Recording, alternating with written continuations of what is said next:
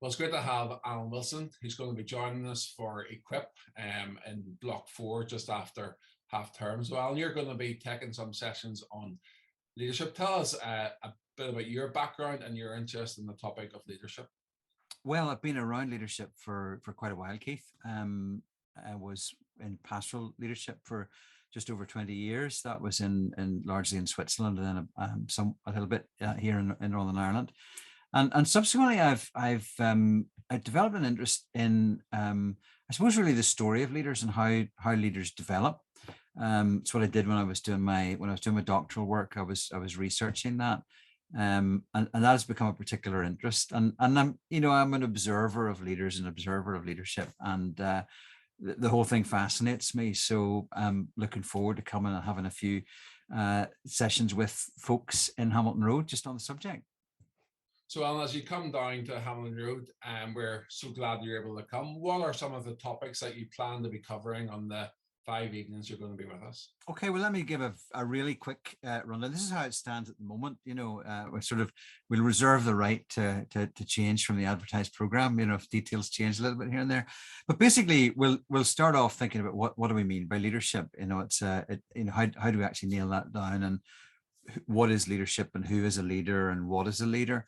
We'll then look in the second one. We'll look at a very significant question, and it's the question of whether really Scripture calls us to be leaders, or does it actually call us more to be servants and followers?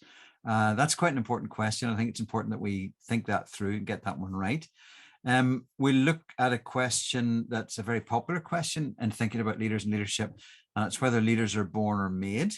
Folk will have their opinion on that, and we'll talk a little bit about it, and we'll see how that process happens and where the call fits in as well, because it's another element of it. And then we'll think a little bit about whether leadership is something that is it an individual who leads and everybody else follows, or is it something that happens a number of people who are sharing leadership. And I think for folk who are involved, for example, in teamwork, team leadership, say in the life of the church, it's important to think about what some of the things are that might make teams work well. And then the final one, we'll want to think a little bit about leadership and the future.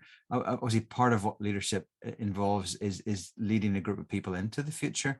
But there's also this sense that, none of us gets to lead forever. Our leadership assignment is temporary, and we always, therefore, I think, need to have an eye to what's in the future. And that means the next generation of people who are going to be involved in leadership. So those are some of the things, very, very quickly that we'll chat about. Opportunity for people to share ideas, and I really hope that it will stimulate thinking around this. That sounds really interesting, Alan, and I'm sure has whetted people's appetite. And the final question is, who should come to your sessions on leadership? That's a really good question. Obviously, everybody should come. I think everybody who's interested in leadership.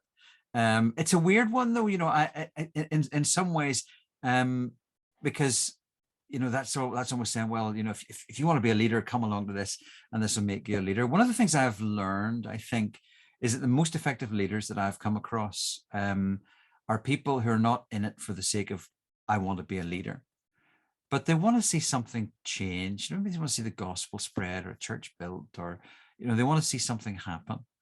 And God equips them with leadership gifts so that they exercise influence in making those things happen.